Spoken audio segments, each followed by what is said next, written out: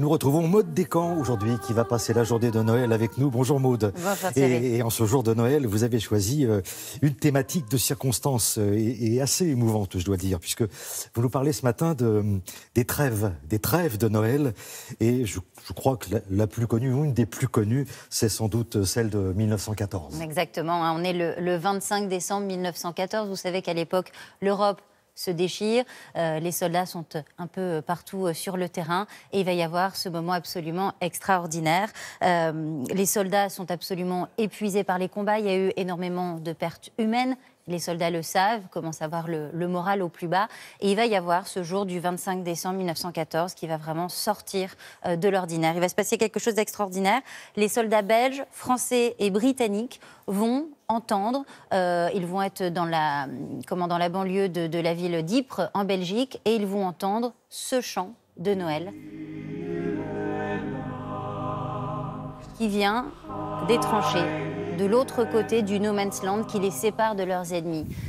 Et qui sont ces hommes qui chantent? Eh bien, ce sont simplement les soldats allemands. C'est l'ennemi, ceux qui sont en face, ceux avec qui ils se battent depuis des semaines et qui ont décidé, eh bien, le temps de Noël, eh bien, de faire une pause et de leur envoyer un peu ce message de paix, ce message d'espoir. La journée va se passer et le lendemain matin, ces mêmes soldats vont lever les yeux et voir de l'autre côté des tranchées des sapins qui ont été disposés par les soldats allemands. Et à ce moment-là, eh bien, les hommes vont décider de sortir des tranchées, certains avec des petits mouchoirs blancs en signe de paix. Et là, eh bien, il va y avoir encore une fois un moment extraordinaire. Les hommes vont se serrer la main, vont se saluer, ils vont échanger des cigarettes, ils vont échanger de l'alcool. Et puis, un soldat va sortir un ballon et ces hommes, ces ennemis, vont jouer au foot. Voilà, tout simplement une partie de foot entre soldats qui, le temps d'un moment, oublient cette guerre. Et puis, il va y avoir une soirée. Il y a un ténor qui fait partie des officiers à ce moment-là. C'est le ténor Walter Kirchnopf, qui est allemand et qui va chanter pour les hommes. Il va émouvoir ces soldats qui vont l'applaudir jusqu'à ce qu'ils reviennent sur scène et chantent une nouvelle fois. Et cette trêve, elle va durer, en fait, plusieurs jours. Elle va durer une semaine. Et finalement, ce sont les autorités militaires qui vont y mettre un terme et qui vont même dispatcher ces soldats pour être sûr qu'il n'y ait pas de nouvelle fraternisation avec l'ennemi, parce que c'est la guerre.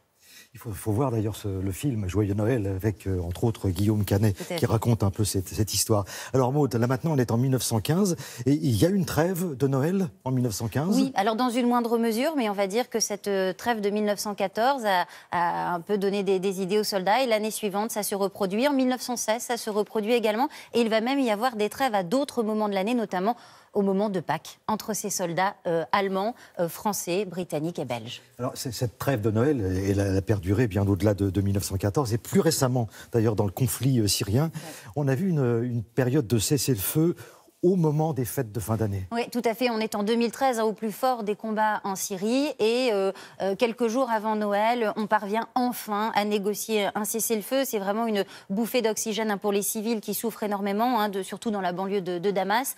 Malheureusement, cette trêve ne va durer que quelques jours. Elle va voler en éclats. Il va y avoir de nouveaux bombardements. Et la suite, on la connaît, puisque ce pays est toujours déchiré par la guerre. D'ailleurs, il y a quelques jours, l'émissaire de l'ONU qui était en charge de mettre en place un comité consultatif pour essayer d'écrire une nouvelle constitution pour la Syrie, a échoué une nouvelle fois à mettre tout le monde d'accord. Alors parmi les trêves dont on se souvient, je pense qu'on a même vu les images là. Oui. C'était en 1989. 1989, on est en Roumanie. On va aller voir ces images d'archives d'ailleurs. C'est évidemment la révolte roumaine contre le régime des Ceausescu, contre le régime communiste. Le peuple se rebiffe depuis plusieurs mois. Et le 24 décembre, vous voyez, les rues de Bucarest sont calmes pour la première fois depuis des années. Les combats vont cesser. Et là, les Roumains vont espérer, pour la première fois en 25 ans, fêter Noël. Et oui, parce qu'on est dans un régime communiste. Et en fait, cette trêve, elle va donner lieu non pas à une reprise de la guerre derrière, mais à une révolution, à un renversement des Ceausescu. On connaît le procès express, eux vont être exécutés. Et derrière, c'est un nouveau régime, une nouvelle Roumanie qui se met en place. Merci beaucoup Maude Descamps pour ces témoignages.